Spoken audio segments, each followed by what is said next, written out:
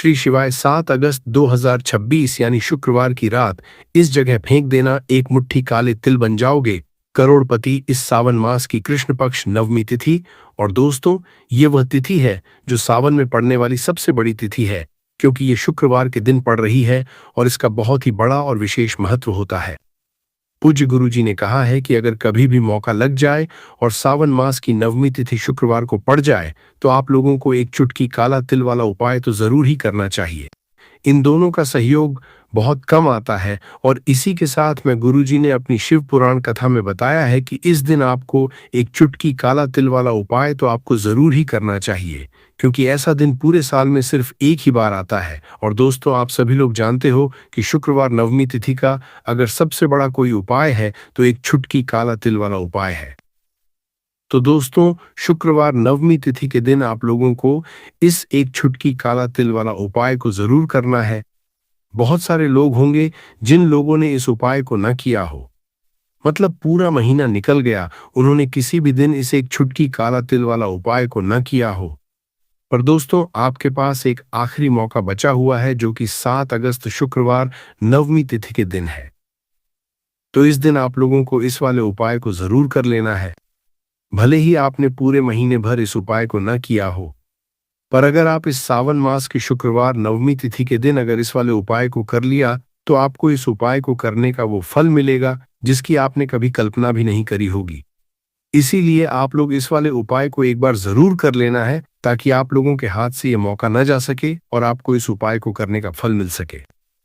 दोस्तों, यह उपाय पंडित जी ने अपनी अभी के ही श्री शिव महापुराण की कथा में बताया है, जिस उपाय को आज हम आपको बहुत अच्छे से समझाने वाले हैं। वीडियो को देखने के बाद इस उपाय को समझने के लिए आपको कोई और वीडियो को देखने की जरूरत नहीं पड़ेगी।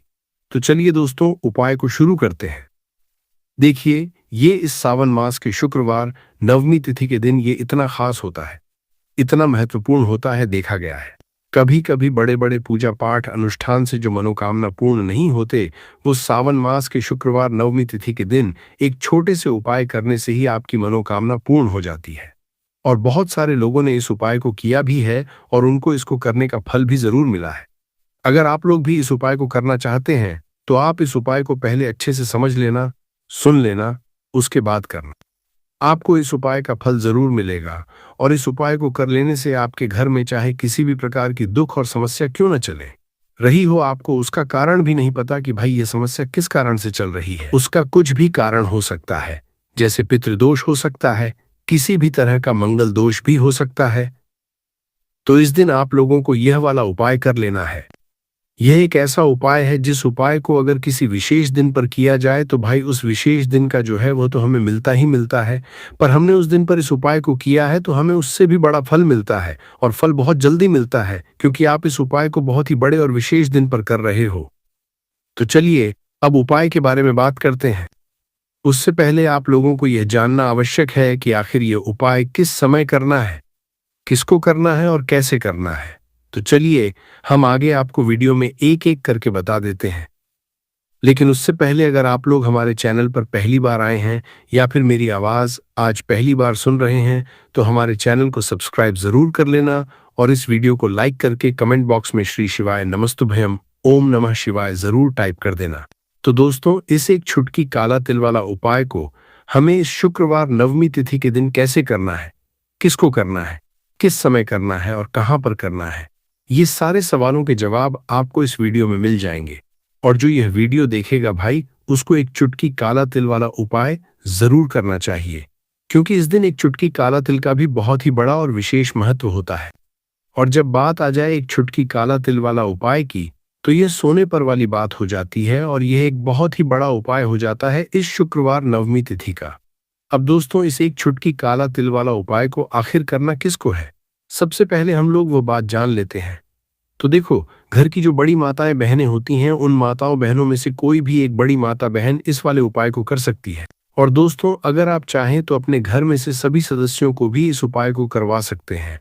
अगर किसी व्यक्ति की खुद की कोई मनोकामना है, खुद की कोई दुख और परेशानी है जो कि वो अपने लिए ही करना चाहता है, इस वाले उपाय को तो वो खुद अपने लिए भी कर सकता है।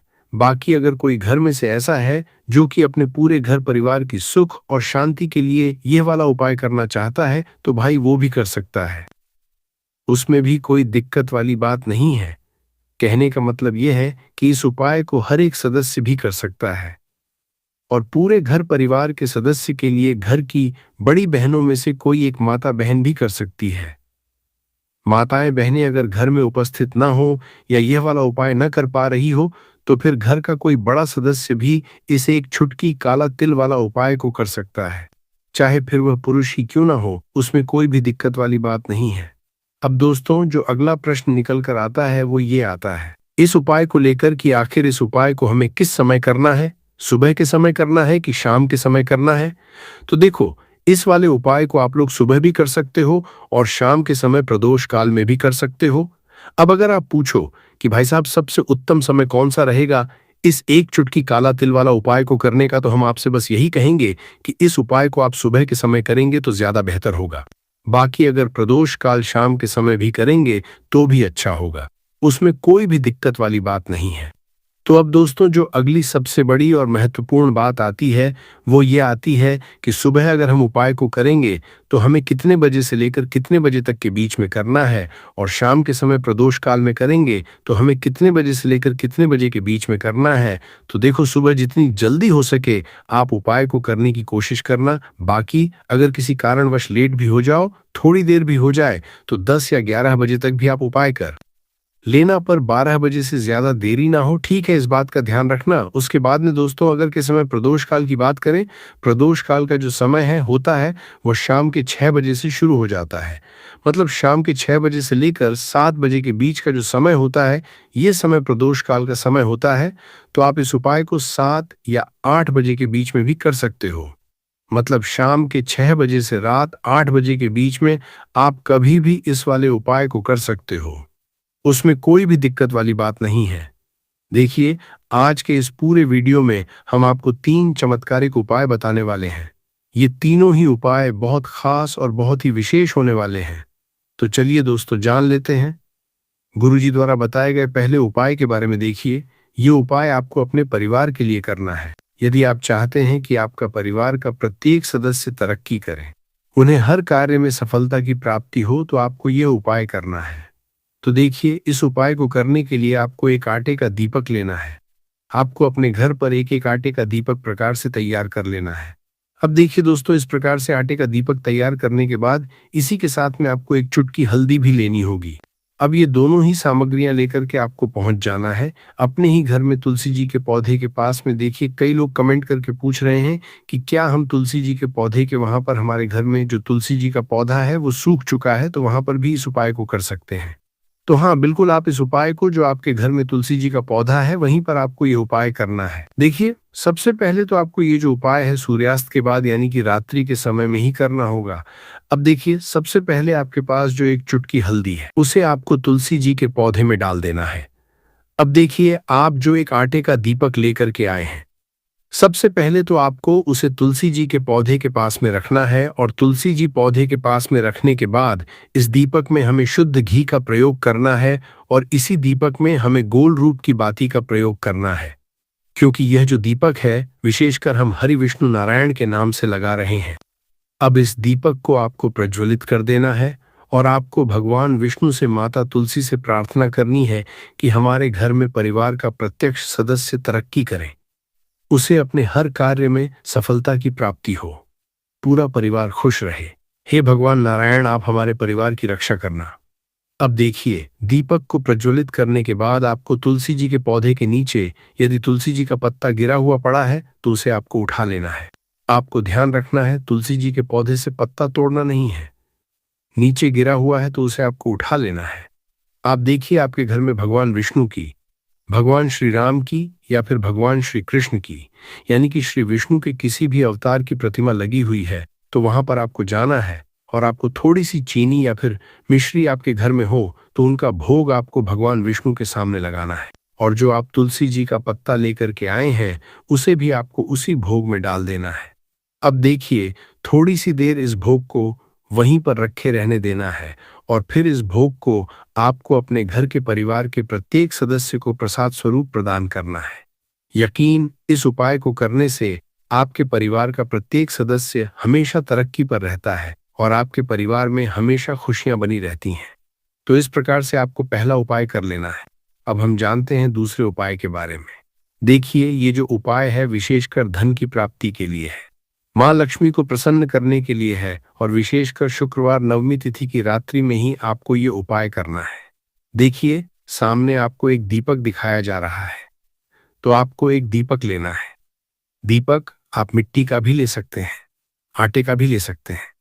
अब देखिए, इस दीपक में आपको शुद्ध घी का प्रयोग करना होगा और इस दीपक दत्त में आपको विशेषकर मोली वाला जो धागा आता है, लाल रंग का कलावा का धागा जिसे हम कहते हैं, उसकी बात ही आपको इस दीपक के अंदर प्रयोग करनी है। यानी कि लंबी भांति का आपको इस दीपक के अंदर प्रयोग करना है। अब देखिए, ये जो दीपक है आज रात्रि में लगभग 8 बजे के लगभग आपको ये जो दीपक है तुलसी जी के पौधे के पास में प्रज्वलित कर देना है। दीपक की जो बाती है उसका मुख आपको उत्तर दिशा में रखना है, इस बात का ध्यान रखना है। और आपको ओम महालक्ष्मी नमः इस मंत्र का लगातार जाप करते रहना है। देखिए, इस मंत्र का आपको 11 बार या फिर 108 बार जाप करने के बाद तुलसी जी के पौधे के नीचे से थोड़ी सी मिट्टी उठानी है। देखिए, आपको पता है कि अभी सावन के पवित्र दिन चल रहे हैं और सावन मास के दिनों में यदि आप शुक्रवार नवमी तिथि के दिन तुलसी जी की मिट्टी रात्रि के समय में लेते हैं तो इससे आपके जीवन के जो सारे संकट है वह समाप्त होते हैं। अब देखिए, आपको एक गिलास लेना है, उसमें आपको जल भरना है और जो आपने तुलसी जी की मिट्टी ली है सबसे पहले तो उसे गिलास के अंदर डालें और इसी के साथ में आपको एक चुटकी हल्दी भी उस पात्र के अंदर डालनी है। अब देखिए, इस जल का छिड़काव आपको अपने पूरे ही घर में करना है।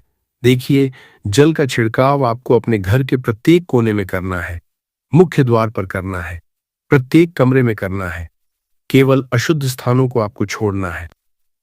बाकी आपको प्रत्येक कोने में, प्रत्येक कमरे में जहां आप धन रखते हैं, चाहे रसोई घर हो, वहां पर आपको इस जल का छिड़काव करना है। और जल का छिड़काव करते समय आपके मन में यही भाव रहना चाहिए कि माता लक्ष्मी की कृपा से हमारे जीवन में हमेशा धन धान्य के भंडार भरे रहे और जीवन में जो भी संकट है, कष्ट है, वो सभी दूर हो। इस प्रकार से कामना करते हुए सुंदर भाव के साथ आपको ये उपाय करना है।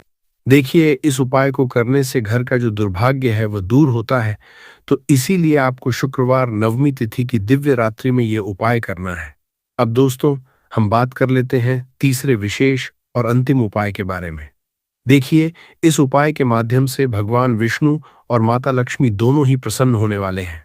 तो देखिए, इस उपाय को करने के लिए सबसे पहले तो आपको दीपक लेने हैं। दीपक आपको 2 लेने होंगे। आप चाहे तो दोनों ही दीपक मिट्टी के भी ले सकते हैं। दोनों ही दीपक शुद्ध आटा मचकर उनके भी तैयार कर सकते हैं। अब देखिए, दोनों ही दीपक के अंदर आपको शुद्ध घी का प्रयोग करना होगा। अब देखिए, 2 दीपक हैं, उनमें से आपको एक दीपक के अंदर गोल बाती का प्रयोग करना है और एक दीपक में आपको लंबी बाती का प्रयोग करना है। देखिए, लंबी बाती वाले दीपक के अंदर आपको लाल बाती का प्रयोग करना है। जो मूली वाला धागा आता है कलावा का, उसी की बाती का आपको प्रयोग करना है। अब देखिए, इसी के साथ में आपको एक चुटकी हल्दी लेनी है और एक चुटकी आपको काले तिल लेनी है। अब देखिए दोस्तों, ये उपाय भी आपको विशेषकर रात्रि के समय में ही करना होगा। तो देखिए, सबसे पहले तो आपको ये जो सभी सामग्रियां हैं तुलसी जी के पौधे के पास में लेकर के पहुंचना है। देखिए, आपके पास जो गोल बाती का दीपक है, इसे आपको तुलसी जी के पौधे के पास में प्रज्वलित करना है। ओम नमो भगवते वासुदेवाय नमः इस मंत्र का जाप करते हुए अब देखिए, आपके पास जो काले तिल है उन्हें आपको अपने सीधे हाथ में रखना है और आपके जीवन में जो भी समस्याएं, परेशानियां हैं, जीवन में जो भी संकट है, बाधाएं, उन सभी को दूर करने की आपको प्रार्थना करनी है। और यह जो काले तिल है आपको उससे जलते हुए दीपक के अंदर डाल देने हैं। तो देखिए, इस प्रकार से हमने ये जो गोल बाती का दीपक है भगवान विष्णु के निमित्त प्रज्वलित किया है। अब देखिए दोस्तों, आपके पास जो लंबी बाती का दीपक है और आपके पास जो एक चुटकी हल्दी है, इन दोनों को आपको अपने घर के मंदिर में लेकर के पहुंचना है। देखिए, आपके घर के मंदिर में जो माता लक्ष्मी की तस्वीर है या फिर माता लक्ष्मी के किसी भी स्वरूप की तस्वीर है, प्रतिमाएं हैं, तो सबसे पहले तो के सामने आपको ये दीपक रखना है। दीपक के नीचे आपको चावल या फिर अनाज के कुछ दाने जरूर ही रखना है। देखिए, सबसे पहले तो आपको ये जो दीपक है इसे माता लक्ष्मी जी के सामने प्रज्वलित कर देना है। अब देखिए, आपके पास जो एक चुटकी हल्दी है, इसे आपको जलते हुए दीपक के अंदर डाल देना है और आपको ओम महालक्ष्मी नमः या फिर ओम नमो भगवते वासुदेवाय इस मंत्र का जाप करना है। माता लक्ष्मी से आपको प्रार्थना करनी है कि जीवन से जो भी दुर्भाग्य है, दरिद्रता है, उन्हें आप समाप्त करें और हमारे घर में हमेशा सुख, शांति और समृद्धि बनी रहे। इस प्रकार से आपको कामना करनी है। कर्म। उसके बाद अगर शाम के समय की बात करें तो शाम के समय आपको स्नान करने की जरूरत नहीं है, पर शुद्धता ध्यान रखना है। आपको स्नान तो नहीं करेंगे, आप हाथ मुंह धोकर भी इस वाले उपाय को शाम के समय प्रदोष काल में कर सकते हैं। इसमें कोई दिक्कत वाली बात नहीं है। तो आप अपने उपाय की पूरी सामग्री तैयार करके आपके पास ही में जो आपका शिव मंदिर हो वहां पर पहुंच जाइए। सबसे पहले शिव मंदिर में जाकर आप लोगों को उपाय नहीं करना है, पहले भगवान के दर्शन करना है, भगवान से आशीर्वाद प्राप्त करना है, फिर शिव जी की शिवलिंग के पास में आना है। शिवलिंग के पास में आने के बाद जो पूजन सामग्री लेकर आए हुए हैं, जैसे कि सुबह गए हुए होंगे तो एक लोटा जल और जो भी पूजन सामग्री लेकर आए हैं आप उनसे भगवान शिव जी की पूजन कीजिए। सबसे पहले तो एक लोटा जल ही चढ़ेगा, फिर आपको एक बेलपत्र श्री शिवाय नमस्तुभयं का जाप करते हुए शिवलिंग पर चढ़ा देना है। उसके बाद में आपकी पूजन सामग्री चढ़ेगी। उसके बाद में अगर दोस्तों शाम के समय अगर आप इस उपाय को कर रहे हो तो अपने साथ कम से कम एक जो दीपक है, गोल बाती का जो आप अपने साथ में लेकर गए हो, उस दीपक को मंदिर में जाकर अपनी माचिस से जलाना है और उस दीपक को शिवलिंग के पास में रखना है। ठीक है। इस दीपक को रखने के बाद ही आप लोगों को अपना ये वाला उपाय शुरू करना है और दीपक को ज्यादा पास में मत रखना। वैसे भी गर्मी पड़ रही है, भगवान शिव जी को आंच नहीं लगनी चाहिए, है ना? तो भाई जैसे ही आपकी पूजा अर्चना हो जाती है, आप भगवान शिव जी को प्रसन्न कर लेते हैं।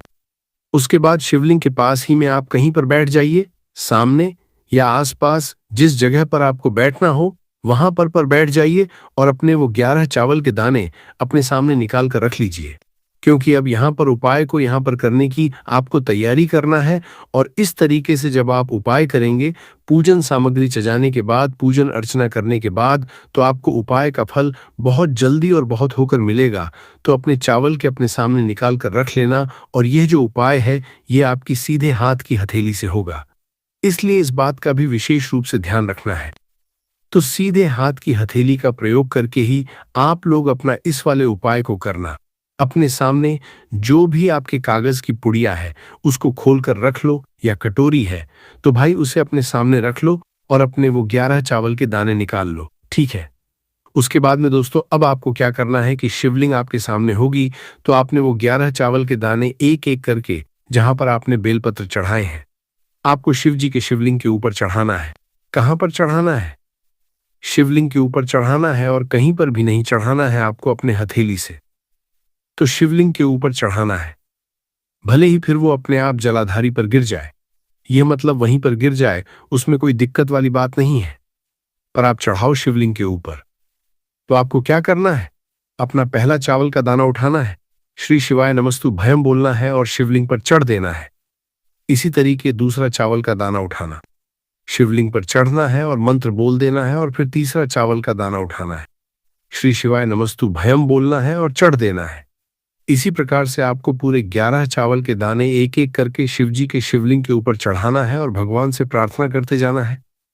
मतलब प्रार्थना तो आपको आखिरी में करना है, पर हर एक चावल के दाने को चढ़ाते समय श्री शिवाय नमस्तु भयम जरूर बोलना है। उसके ही में ये चावल का दाना शिवलिंग के ऊपर आपको चढ़ाना है। जैसे ही आपके 11 चावल के दाने शिवलिंग के ऊपर चढ़ते हैं तो भाई उसके बाद में आपको क्या करना है? भगवान से अपनी मनोकामना बोलना है। मनोकामना भी कब बोलना है? जब आपका 11 चावल का दाना आपके सीधे हाथ की हथेली में हो और आप उसे चढ़ाने के लिए जा रहे हो। श्री शिवाय नमस्तु भयम बोलकर उस आखिरी चावल के दाने को शिवलिंग के ऊपर चढ़ा देना। भगवान से फिर अपनी वो मनोकामना बोल देना जिस मनोकामना के लिए आप लोग अपना ये वाला उपाय कर रहे हो, जिस भी दुख और परेशानी के लिए आप लोग अपना ये वाला उपाय कर रहे हो। उसके बाद में जैसे ही आप अपनी मनोकामना बोल देते हो, आपका ये वाला उपाय पूरा हो जाता है। पर दोस्तों उपाय को करने के बाद आप लोगों को 2 मिनट भगवान शिव जी के मंत्र का जाप जरूर करना है और मंत्र का जाप करने के बाद भगवान से एक और बार करना है, अपनी मनोकामना के लिए या अपनी जो भी दुख और परेशानी है उसके लिए इसके बाद में आप लोग भगवान को देखकर भगवान से प्रार्थना करके उनसे आशीर्वाद लेकर वहां से उठ सकते हैं और अपने घर पर जा सकते हैं। बस दोस्तों, यहाँ पर ये वाला उपाय पूरा हो जाता है। इस तरीके से जो भी व्यक्ति छोटी छोटी छी का ध्यान रखते हुए इस 11 चावल के दाने वाले उपाय को करेगा, निश्चित सी बात है उसे उसकी मनोकामना पूरी होगी और जो भी दुख और परेशानी है वो भी बहुत ही एक बेलपत्र या पूजन सामग्री जो लेकर जाना चाहो उसकी भी तैयारी कर लेना। और शाम के समय जा रहे हो तो भाई अपना जो दीपक है उसे तैयार कर लेना, ठीक है। और उपाय को करते समय शुद्धता का विशेष रूप से ध्यान रखना, ठीक है। सुबह सुबह स्नान करने के बाद ही उपाय को करने की आप लोग तैयारी कर्म। उसके बाद अगर शाम के समय की बात करें तो शाम के समय आपको स्नान करने की जरूरत नहीं है, पर शुद्धता ध्यान रखना है। आपको स्नान तो नहीं करेंगे, आप हाथ मुंह धोकर भी इस वाले उपाय को शाम के समय प्रदोष काल में कर सकते हैं, इसमें कोई दिक्कत वाली बात नहीं है। तो आप अपने उपाय की पूरी सामग्री तैयार करके आपके पास ही में जो आपका शिव मंदिर हो वहां पर पहुंच जाइए। सबसे पहले शिव मंदिर में जाकर आप लोगों को उपाय नहीं करना है, पहले भगवान के दर्शन करना है, भगवान से आशीर्वाद प्राप्त करना है। फिर शिव जी की शिवलिंग के पास में आना है।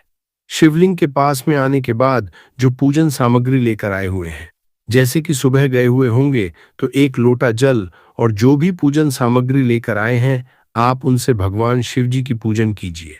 सबसे पहले तो 1 लोटा जल ही चढ़ेगा, फिर आपको एक बेलपत्र श्री शिवाय नमस्तु भयं का जाप करते हुए शिवलिंग पर चढ़ा देना है। उसके बाद में आपकी पूजन सामग्री चढ़ेगी। उसके बाद में अगर दोस्तों शाम के समय अगर आप इस उपाय को कर रहे हो तो अपने साथ कम से कम एक जो दीपक है गोल बाती का जो आप अपने साथ में लेकर गए हो उस दीपक को मंदिर में जाकर अपनी माचिस से जलाना है और उस दीपक को शिवलिंग के पास में रखना है, ठीक है। इस दीपक को रखने के बाद ही आप लोगों को अपना यह वाला उपाय शुरू करना है और दीपक को ज्यादा पास में मत रखना। वैसे भी गर्मी पड़ रही है, भगवान शिव जी को आंच नहीं लगनी चाहिए, है ना। तो भाई जैसे ही आपकी पूजा अर्चना हो जाती है आप भगवान शिव जी को प्रसन्न कर लेते हैं। उसके बाद शिवलिंग के पास ही में आप कहीं पर बैठ जाइए, सामने या आसपास जिस जगह पर आपको बैठना हो वहां पर बैठ जाइए और अपने वो 11 चावल के दाने अपने सामने निकाल कर रख लीजिए, क्योंकि अब यहाँ पर उपाय को यहाँ पर करने की आपको तैयारी करना है। और इस तरीके से जब आप उपाय करेंगे पूजन सामग्री चने के बाद, पूजन अर्चना करने के बाद, तो आपको उपाय का फल बहुत जल्दी और बहुत होकर मिलेगा। तो अपने चावल के अपने सामने निकाल कर रख लेना और यह जो उपाय है ये आपकी सीधे हाथ की हथेली से होगा, इसलिए इस बात का भी विशेष रूप से ध्यान रखना है। तो सीधे हाथ की हथेली का प्रयोग करके ही आप लोग अपना इस वाले उपाय को करना। अपने सामने जो भी आपके कागज की पुड़िया है उसको खोल कर रख लो, या कटोरी है तो भाई उसे अपने सामने रख लो और अपने वो 11 चावल के दाने निकाल लो, ठीक है। उसके बाद में दोस्तों अब आपको क्या करना है कि शिवलिंग आपके सामने होगी तो आपने वो 11 चावल के दाने एक एक करके जहां पर आपने बेलपत्र चढ़ाए हैं आपको शिव जी के शिवलिंग के ऊपर चढ़ाना है। कहां पर चढ़ाना है? शिवलिंग के ऊपर चढ़ाना है, और कहीं पर भी नहीं चढ़ाना है आपको अपने हथेली से। तो शिवलिंग के ऊपर चढ़ाना है, भले ही फिर वो अपने आप जलाधारी पर गिर जाए, ये मतलब वहीं पर गिर जाए, उसमें कोई दिक्कत वाली बात नहीं है, पर आप चढ़ाओ शिवलिंग के ऊपर। तो आपको क्या करना है, अपना पहला चावल का दाना उठाना है, श्री शिवाय नमस्तुभ्यम बोलना है और शिवलिंग पर चढ़ देना है। इसी तरीके दूसरा चावल का दाना उठाना, शिवलिंग पर चढ़ना है और मंत्र बोल देना है, और फिर तीसरा चावल का दाना उठाना है, श्री शिवाय नमस्तुभ्यम बोलना है और चढ़ देना है। इसी प्रकार से आपको पूरे 11 चावल के दाने एक एक करके शिव जी के शिवलिंग के ऊपर चढ़ाना है और भगवान से प्रार्थना करते जाना है। मतलब प्रार्थना तो आपको आखिरी में करना है, पर हर एक चावल के दाने को चढ़ाते समय श्री शिवाय नमस्तुभ्यम जरूर बोलना है। उसके ही में ये चावल का दाना शिवलिंग के ऊपर आपको चढ़ाना है। जैसे ही आपके 11 चावल के दाने शिवलिंग के ऊपर चढ़ते हैं है तो भाई उसके बाद में आपको क्या करना है, भगवान से अपनी मनोकामना बोलना है। मनोकामना भी कब बोलना है, जब आपका 11 चावल का दाना आपके सीधे हाथ की हथेली में हो और आप उसे चढ़ाने के लिए जा रहे हो। श्री शिवाय नमस्तुभ्यम बोलकर उस आखिरी चावल के दाने को शिवलिंग के ऊपर चढ़ा देना। भगवान से फिर अपनी वो मनोकामना बोल देना जिस मनोकामना के लिए आप लोग अपना ये वाला उपाय कर रहे हो। जिस भी दुख और परेशानी के लिए आप लोग अपना ये वाला उपाय कर रहे हो, उसके बाद में जैसे ही आप अपनी मनोकामना बोल देते हो, आपका ये वाला उपाय पूरा हो जाता है। पर दोस्तों, उपाय को करने के बाद आप लोगों को 2 मिनट भगवान शिव जी के मंत्र का जाप जरूर करना है, और मंत्र का जाप करने के बाद भगवान से एक और बार करना है अपनी मनोकामना के लिए, या अपनी जो भी दुख और परेशानी है उसके लिए। इसके बाद में आप लोग भगवान को देखकर, भगवान से प्रार्थना करके, उनसे आशीर्वाद लेकर वहां से उठ सकते हैं और अपने घर पर जा सकते हैं। बस दोस्तों, यहाँ पर ये वाला उपाय पूरा हो जाता है। इस तरीके से जो भी व्यक्ति छोटी छोटी छी का ध्यान रखते हुए इस 11 चावल के दाने वाले उपाय को करेगा, निश्चित सी बात है उसे उसकी मनोकामना पूरी होगी, और जो भी दुख और परेशानी है वह भी बहुत आ रही है। अगर व्यापार में नुकसान हो रहा है, या बस अगर घर में शांति नहीं है, तो आज की यह वीडियो आपके लिए ही है। पूरी देखिए, बीच में मत छोड़िए, क्योंकि जो मैं आज बताने वाला हूं वह मैंने पहले कभी नहीं बताया। 2 लौंग और 3 कपूर का यह रात्रि उपाय, और इसके साथ साथ कुछ और उपाय भी, जो आज की इस दिव्य रात में आपके जीवन की दिशा बदल सकते हैं। बने रहिए दोस्तों, अंत तक बने रहिए, क्योंकि आखिर में मैं आपको एक ऐसा मंत्र बताऊंगा जो इस रात के उपाय को 10 गुना शक्तिशाली बना देगा। यह मंत्र बहुत कम लोगों को पता है, और वह मंत्र और वह जानकारी मैं वीडियो के आखिर में दूंगा। तो शुरू करते हैं। श्री शिवाय नमस्तुभ्यम। दोस्तों, पहले समझते हैं कि आज का दिन इतना खास क्यों है। आज 7 अगस्त 2026 है, शुक्रवार, और आज की तिथि पंचांग के अनुसार कृष्ण पक्ष की त्रयोदशी है। त्रयोदशी यानी 14वीं तिथि, और कृष्ण पक्ष की त्रयोदशी यह भगवान शिव को सबसे प्रिय है, इसीलिए इसे मासिक कार्तिकाई कहते हैं।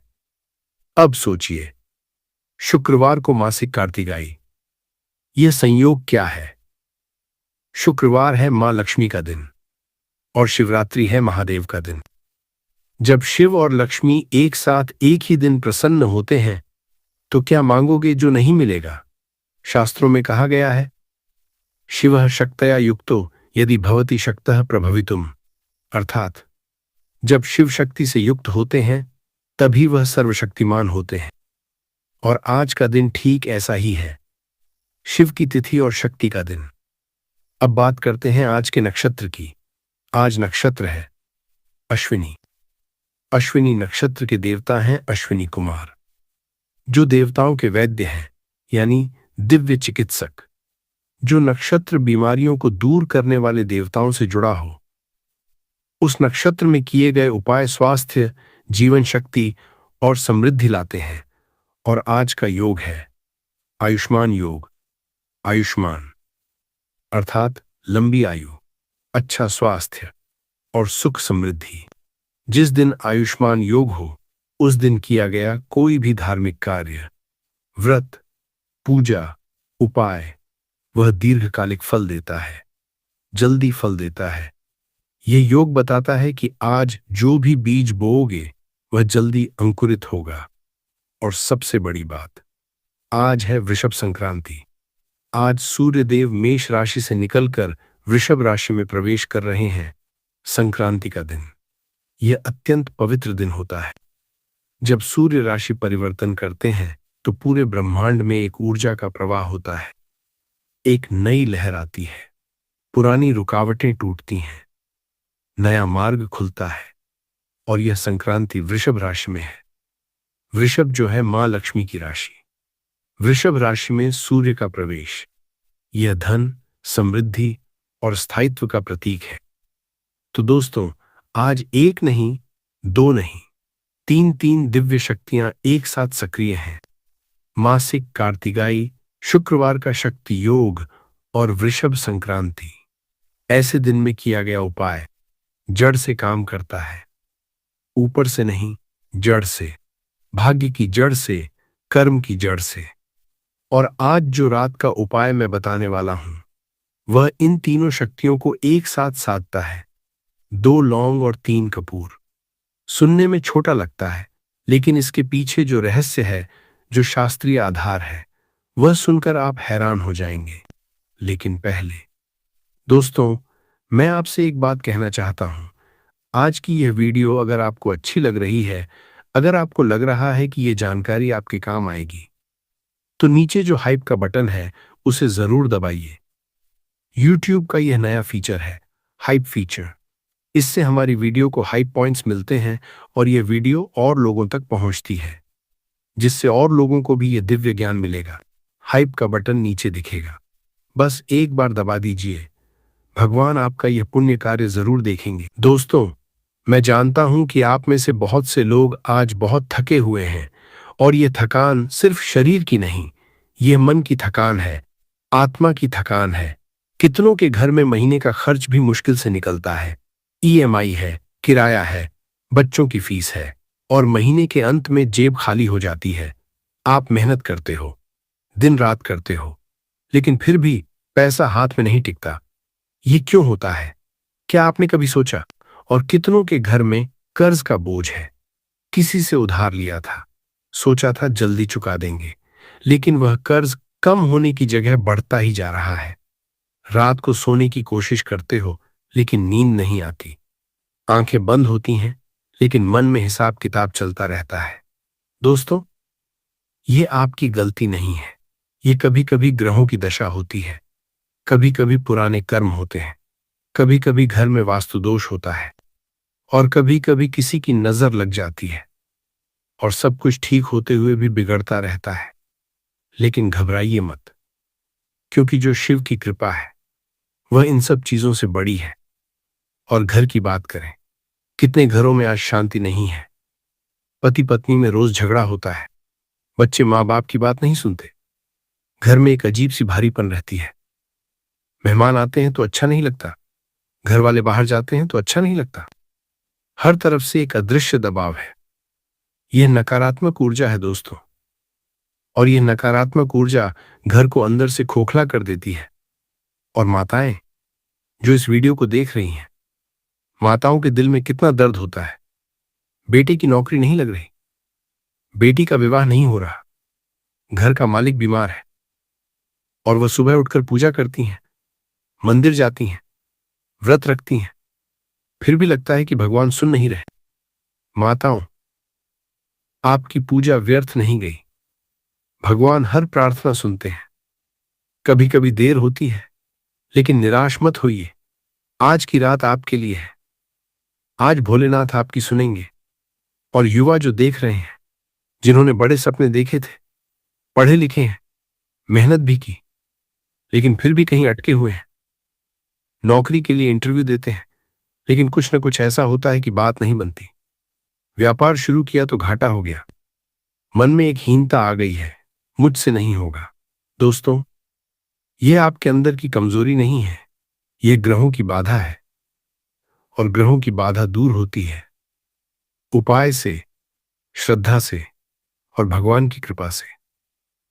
आज की रात 2 लौंग और 3 कपूर, ये सब बदलने वाला है। लेकिन पहले मुझे आपको कुछ और बताना है। एक रहस्य है जो अधिकतर लोग नहीं जानते। दोस्तों, अब मैं आपको एक ऐसी बात बताने वाला हूं जो बहुत कम लोगों को पता है। आप जानते हैं कि कपूर जलाया जाता है, लौंग चढ़ाई जाती है, ये सब हम बचपन से देखते आए हैं। लेकिन क्या आपने कभी सोचा, क्यों? सिर्फ परंपरा है या इसके पीछे कुछ गहरा है? दोस्तों, हर उपाय के पीछे एक विज्ञान है, एक दिव्य विज्ञान। और जब आप उस विज्ञान को समझते हैं, तो उपाय की शक्ति 10 गुना बढ़ जाती है। क्योंकि तब आप सिर्फ काम नहीं कर रहे, आप जानते हो कि क्यों कर रहे हो। और अधिकतर लोग एक बहुत बड़ी गलती करते हैं। वह उपाय करते हैं, लेकिन गलत समय पर कपूर जलाते हैं। दिन में, दोपहर में, कभी भी। लौंग चढ़ाते हैं जब मन में आया, और फिर कहते हैं कि उपाय काम नहीं किया। दोस्तों, जैसे खेती में बीज का समय होता है, जैसे दवाई खाने का समय होता है, उसी तरह उपाय का भी समय होता है। और जो उपाय मैं आज बताने वाला हूं, वो रात का उपाय है, रात को सोने से पहले। और रात में क्यों? इसके पीछे का रहस्य मैं थोड़ी देर में बताऊंगा। लेकिन पहले एक और बात, 2 लौंग और 3 कपूर, ये संख्या भी अचानक नहीं है। 2 और 3। इन संख्याओं का अपना दिव्य महत्व है और यह महत्व आज की तिथि से सीधे जुड़ा है। कैसे? यह मैं पार्ट 5 में बताऊंगा। और इस उपाय में एक बात और है जो मैं आज पहली बार बता रहा हूं। एक विशेष मंत्र, वह मंत्र जो इस रात के संयोग में सबसे शक्तिशाली है। वह मंत्र वीडियो के अंत में बताऊंगा। तो जो देख रहे हैं, वीडियो बंद मत कीजिए और जो दोस्तों को यह वीडियो फॉरवर्ड कर सकते हैं, करिए, क्योंकि यह जानकारी सिर्फ आपके लिए नहीं, उन सब के लिए है जो आज तकलीफ में हैं। दोस्तों, अब आते हैं मुख्य बात पर। आज की रात का उपाय है 2 लौंग और 3 कपूर। पहले बात करते हैं लौंग की। लौंग यह सिर्फ मसाला नहीं है, यह एक दिव्य औषधि है। शास्त्रों में लौंग को लवंग कहा गया है और लवंग भगवान शिव को अत्यंत प्रिय है। जब हम शिव को लौंग अर्पित करते हैं तो हम उनकी उस शक्ति को जगाते हैं जो हमारे जीवन से नकारात्मकता को जलाकर राख कर देती है। लौंग में एक विशेष तत्व होता है, यूजेनॉल। यह नकारात्मक ऊर्जा को नष्ट करता है। जहां लौंग जलती है वहां का वातावरण शुद्ध होता है, घर की हवा साफ होती है और जब हवा साफ होती है तो विचार साफ होते हैं। जब विचार साफ होते हैं तो निर्णय सही होते हैं और जब निर्णय सही होते हैं तो जीवन बदलता है। और 2 लौंग, ये संख्या भी महत्वपूर्ण है। 2 ये जोड़े का प्रतीक है। 2 यानी शिव शक्ति, 2 यानी पुरुष प्रकृति, 2 यानी दिन और रात का संतुलन। जब हम 2 लौंग अर्पित करते हैं तो हम जीवन में संतुलन मांगते हैं, संतुलन जो सुख और शांति लाता है। अब बात करते हैं कपूर की। कपूर यह सबसे पवित्र पूजन सामग्री है। कपूर जब जलता है तो पूरा जल जाता है, कोई राख नहीं बचती। यह कपूर का स्वभाव है और यही इसका संदेश है। अहंकार को पूरी तरह जला दो। जो कुछ पुराना है, बुरा है, नकारात्मक है, उसे कपूर की तरह जला दो।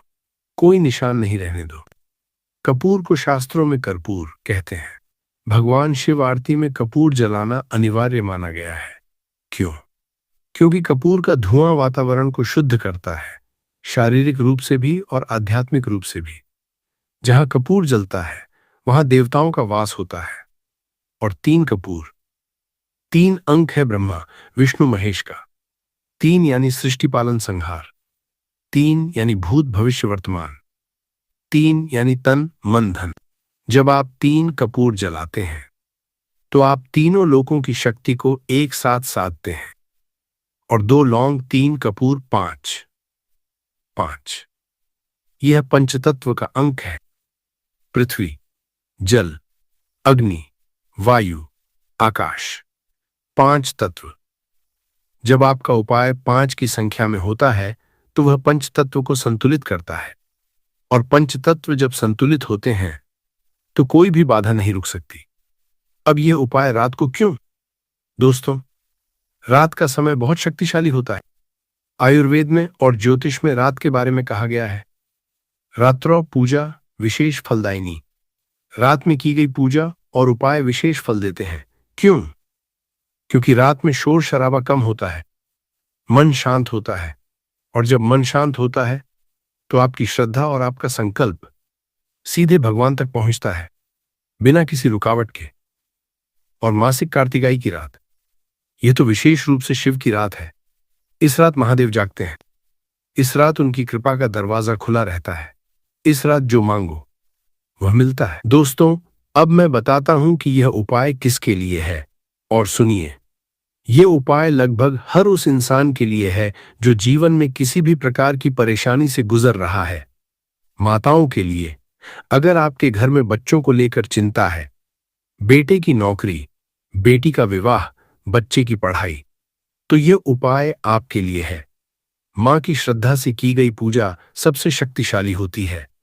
आज रात आप यह उपाय करिए और मन में अपने बच्चे के लिए प्रार्थना करिए। भगवान शिव मां की प्रार्थना कभी अनसुनी नहीं करते।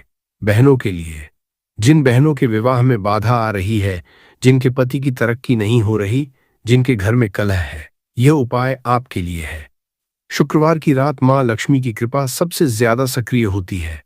और आज शुक्रवार को शिवरात्रि है, यानी शिव और शक्ति दोनों एक साथ प्रसन्न हैं बेटों के लिए जो नौकरी की तलाश में हैं। अगर आपने इंटरव्यू दिए, मेहनत की, लेकिन कुछ अटक रहा है, तो आज की रात यह उपाय करिए। और जब करो तो यह संकल्प लो, हे महादेव, मेरे मार्ग की बाधा दूर करो। विश्वास रखो, भगवान सुनते हैं। व्यापारियों के लिए, जिनका व्यापार मंदा है, जिन्हें घाटा हो रहा है, जो कर्ज में डूबे हैं, यह उपाय आपके लिए भी है। आज की रात कपूर जलाकर अपनी दुकान या व्यापार स्थल की दिशा में मुंह करके प्रार्थना करिए। अगर घर से दुकान दूर है तो घर में ही करिए। बीमारों के लिए और जिनके परिवार में कोई बीमार है, आज अश्विनी नक्षत्र है, जो स्वास्थ्य के देवताओं का नक्षत्र है। इस नक्षत्र में किया गया उपाय जिस परिवार में बीमारी है उसे स्वास्थ्य की ओर ले जाता है। जिनके घर में नकारात्मक ऊर्जा है, जहां बार बार झगड़ा होता है, जहां घर में शांति नहीं है, जहां कोई अदृश्य दबाव है, वहां आज रात कपूर जलाना अत्यंत आवश्यक है। कपूर का धुआं नकारात्मक ऊर्जा को नष्ट कर देता है। बुजुर्गों के लिए, जो बुजुर्ग हैं, जो अपनी उम्र के इस पड़ाव में शांति, स्वास्थ्य और परिवार की खुशी चाहते हैं, उनके लिए भी यह उपाय है। आज आयुष्मान योग है, लंबी उम्र और अच्छे स्वास्थ्य का योग। दोस्तों, हर कोई इस उपाय को कर सकता है।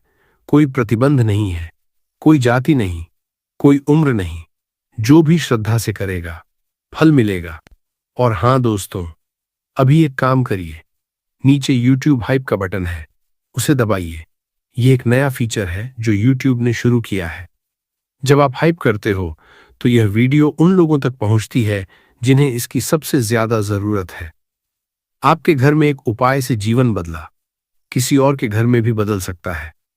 हाइप दबाइए, यह एक पुण्य कार्य है। दोस्तों, अब मैं आपको बताता हूं कि यह उपाय कैसे करना है।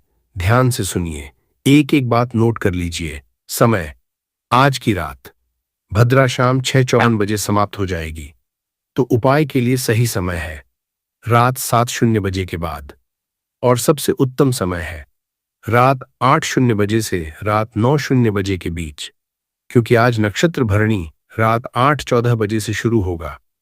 और भरणी नक्षत्र यमराज का नक्षत्र है, जो कि परिवर्तन का प्रतीक है। पुराने को हटाकर नए को स्थान देने का नक्षत्र। रात को शिवरात्रि का विशेष समय निशीथकाल मध्यरात्रि के आसपास होता है। अगर आप जाग सकते हैं तो रात 12 बजे के आसपास भी ये उपाय कर सकते हैं। यह सबसे शक्तिशाली समय होगा। तैयारी, स्नान करके या कम से कम हाथ मुंह धोकर पूजा स्थल पर बैठिए। अगर घर में मंदिर है वहां बैठिए, अगर नहीं है तो पूर्व या उत्तर दिशा की ओर मुंह करके बैठिए। एक छोटी सी थाली लीजिए, उसमें रखिए 2 लौंग, 3 कपूर, एक छोटा दीपक। घी का या तेल का उपाय की विधि। पहले दीपक जलाइए। दीपक जलाते समय मन में कहिए, हे महादेव, इस ज्योति को मैं आपके चरणों में समर्पित करती हूं। फिर दोनों हाथ जोड़कर भगवान शिव का ध्यान कीजिए। आंखें बंद कीजिए। कल्पना कीजिए, भगवान शिव अपने आसन पर विराजमान हैं। गंगा उनकी जटाओं से बह रही है, त्रिशूल उनके हाथ में है और उनकी आंखें खुली हैं, आपकी ओर देख रही हैं। वह आपको देख रही हैं। अब 3 कपूर एक एक करके जलाइए। जब पहला कपूर जलाएं, मन में कहिए, हे महादेव, मेरे जीवन से गरीबी और अभाव को जला दो। जब दूसरा जलाएं, कहिए, हे महादेव, मेरे घर की नकारात्मकता को जला दो। जब तीसरा जलाएं, कहिए, हे महादेव, मेरे मन की शंका और डर को जला दो। इसके बाद दोनों लौंग लेकर दीपक की लौ के सामने रखिए। लौंग को जलाइए मत, बस अर्पित कीजिए। और जब अर्पित करें, कहिए, यह लवंग मैं आपको समर्पित करती हूं।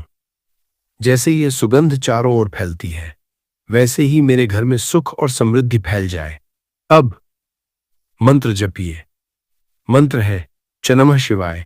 इसे 108 बार जपिए। माला से जप करें तो उत्तम है।